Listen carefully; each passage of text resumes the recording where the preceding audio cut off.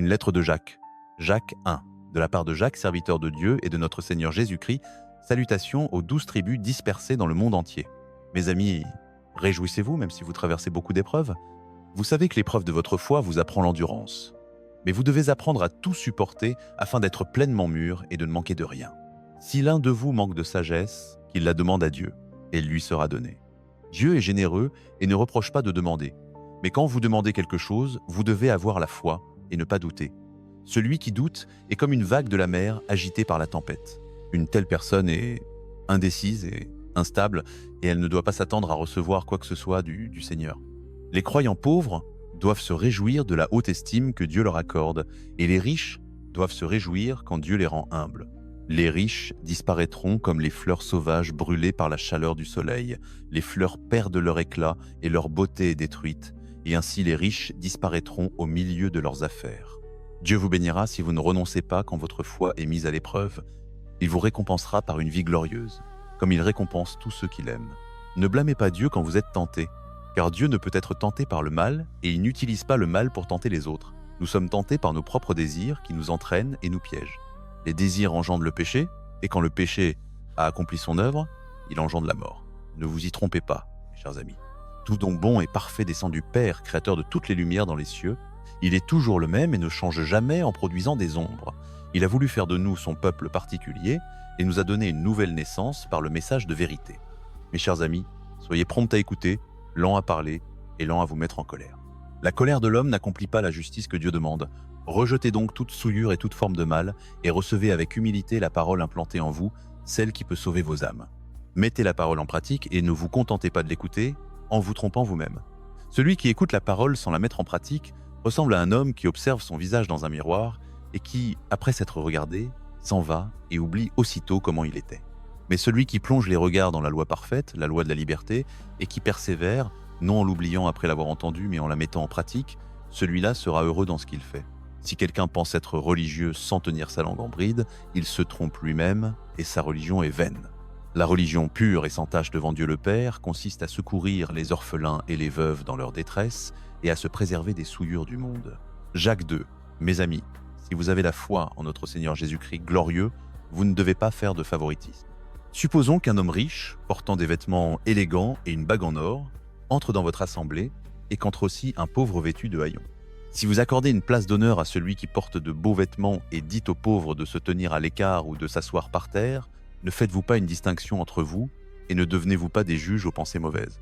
Écoutez mes chers amis, Dieu n'a-t-il pas choisi les pauvres de ce monde pour être riches en foi et héritiers du royaume qu'il a promis à ceux qui l'aiment? Et vous, vous méprisez le pauvre. N'est-ce pas les riches qui vous oppriment et qui vous traînent devant les tribunaux? N'est-ce pas eux qui outragent le beau nom qui a été invoqué sur vous?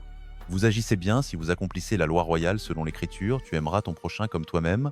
Mais si vous faites du favoritisme, vous commettez un péché et vous êtes condamnés par la loi comme des transgresseurs. Quiconque observe toute la loi mais pêche contre un seul commandement devient coupable de tous. Celui qui a dit tu ne commettras pas d'adultère a aussi dit tu ne tueras pas. Si donc tu ne commets pas d'adultère mais que tu tues, tu es devenu transgresseur de la loi. Parlez et agissez comme des personnes qui doivent être jugées par la loi de la liberté. Le jugement sera sans miséricorde pour celui qui n'a pas fait miséricorde, mais la miséricorde triomphe du jugement. Mes amis, à quoi sert-il de dire que vous avez la foi si vous ne montrez pas d'action? Une telle foi peut-elle sauver? Si un frère ou une sœur manque de vêtements et de nourriture quotidienne et que l'un de vous lui dise « Allez en paix, chauffez-vous et rassasiez-vous » sans lui donner ce qui est nécessaire au corps, à quoi cela sert-il? Ainsi la foi, si elle n'a pas d'œuvre, est morte en elle-même. Quelqu'un dira peu être que l'on peut avoir la foi sans les œuvres. Je lui répondrai « Montre-moi ta foi sans les œuvres, et moi je te montrerai ma foi par mes œuvres. » Tu crois qu'il y a un seul Dieu? Tu fais bien. Les démons le croient aussi, et ils tremblent. Homme insensé, veux-tu savoir que la foi sans les œuvres est inutile? Abraham, notre ancêtre, ne fut-il pas justifié par les œuvres lorsqu'il offrit son fils Isaac sur l'autel? Tu vois que la foi agissait avec ses œuvres, que la foi fut rendue parfaite par les œuvres. Ainsi s'accomplit l'Écriture qui dit Abraham crut Dieu, et cela lui fut compté comme justice, et il fut appelé ami de Dieu. Vous voyez que l'homme est justifié par les œuvres et non par la foi seulement. De même, Rahab, la prostituée, ne fut-elle pas justifiée par les œuvres lorsqu'elle accueillit les espions et les fit partir par un autre chemin? Comme le corps sans esprit est mort, de même la foi sans les œuvres est morte. Jacques 3. Mes amis, nous ne devrions pas tous chercher à devenir des enseignants, car nous savons que les enseignants seront jugés plus sévèrement. Nous commettons tous beaucoup de fautes, mais si quelqu'un ne faute pas en parole, il est un homme accompli, capable de tenir tout son corps en bride. En mettant un mors dans la bouche des chevaux, nous les dirigeons dans toutes les directions. De même, un grand navire, poussé par des vents violents, est dirigé par un très petit gouvernail selon la volonté du pilote. La langue aussi est un petit membre, mais elle se vante de grandes choses. Un petit feu peut embraser une grande forêt. La langue est un feu, un monde d'iniquité, elle souille tout le corps et enflamme le cours de la vie, étant elle-même enflammée par l'enfer. Toutes sortes d'animaux, d'oiseaux, de reptiles et de créatures marines ont été domptés par l'homme, mais la langue, aucun homme ne peut la dompter. Elle est instable, pleine d'un poison mortel. Par elle nous bénissons le Seigneur et Père, et par elle nous maudissons les hommes faits à l'image de Dieu. De la même bouche sortent la bénédiction et la malédiction. Cela ne devrait pas être ainsi. Une source fait-elle jaillir par la même ouverture de l'eau douce et de l'eau amère? Un figuier peut-il produire des olives ou une vigne produire des figues? Une source salée ne peut pas donner de l'eau douce. Qui parmi vous est sage et intelligent? Qu'il montre par une bonne conduite ses œuvres dans la douceur de la sagesse. Mais si vous avez dans votre cœur une jalousie amère et un esprit de rivalité, ne vous glorifiez pas et ne mentez pas contre la vérité. Cette sagesse ne vient pas d'en haut. Elle est terrestre, charnelle et diabolique. Là où il y a jalousie et rivalité, il y a du désordre et toutes sortes de mauvaises actions. La sagesse d'en haut est d'abord pure, puis pacifique, modérée, conciliante, pleine de miséricorde et de bons fruits, sans partialité ni hypocrisie. Le fruit de la justice est semé dans la paix par ceux qui recherchent la paix. Jacques 4. D'où viennent les luttes et les querelles parmi vous?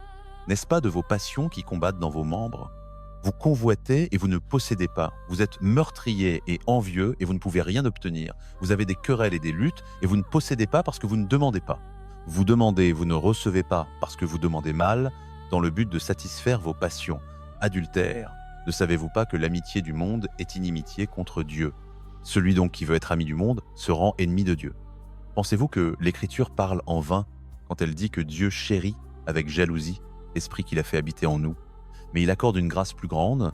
C'est pourquoi l'Écriture dit « Dieu résiste aux orgueilleux, mais il fait grâce aux humbles ». Soumettez-vous donc à Dieu, résistez au diable, et il fuira loin de vous. Approchez-vous de Dieu, et il s'approchera de vous. Nettoyez vos mains, pécheurs, purifiez vos cœurs, hommes irrésolus. Sentez votre misère, soyez dans le deuil et pleurez. Que votre rire se change en deuil, et votre joie en tristesse.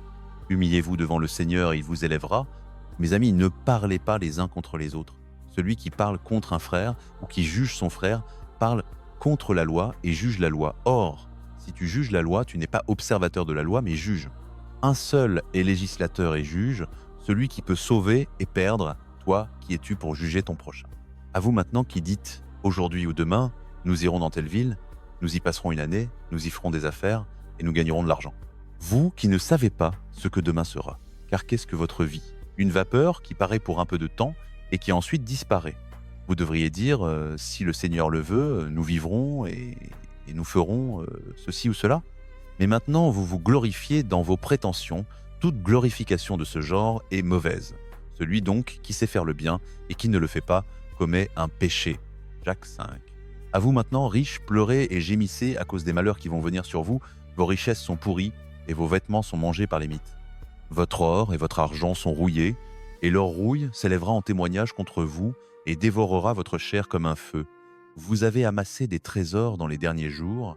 Voici le salaire des ouvriers qui ont moissonné vos champs et dont vous les avez frustrés. Cris, et les cris des moissonneurs sont parvenus aux oreilles du Seigneur Tout-Puissant. Vous avez vécu sur la terre dans les plaisirs et dans le luxe, vous êtes rassasiés comme au jour du massacre. Vous avez condamné, vous avez tué le juste qui ne vous résistait pas. Soyez donc patients, mes frères, jusqu'à la venue du Seigneur. Voyez le cultivateur qui attend le précieux fruit de la terre, prenant patience à son égard jusqu'à ce qu'il ait reçu les pluies de la première et de la dernière saison. Vous aussi soyez patients, affermissez vos cœurs, car la venue du Seigneur est proche. Ne vous plaignez pas les uns des autres, afin que vous ne soyez pas jugés. Voici, le juge est à la porte. Prenez, mes frères, pour modèle de souffrance et de patience, les prophètes qui ont parlé au nom du Seigneur. Nous disons heureux ceux qui ont persévéré. Vous avez entendu parler de la persévérance de Job et vous avez vu la fin que le Seigneur lui accorda, car le Seigneur est plein de compassion et de miséricorde. Avant tout, mes frères, ne jurez ni par le ciel, ni par la terre, ni par aucun autre serment. Que votre oui soit oui et que votre non soit non, afin que vous ne tombiez pas sous le jugement. Quelqu'un parmi vous souffre-t-il? Qu'il prie Quelqu'un est-il dans la joie?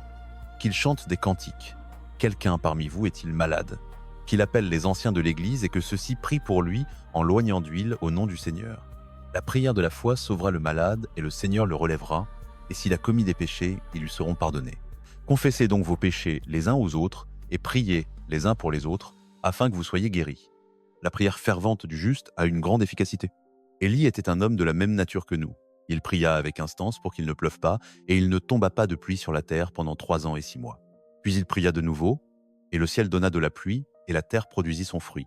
Mes frères, si quelqu'un parmi vous s'est égaré loin de la vérité et qu'un autre l'y ramène, qu'il sache que celui qui ramène un pécheur de la voie où il s'était égaré sauvera une âme de la mort et couvrira une multitude de péchés.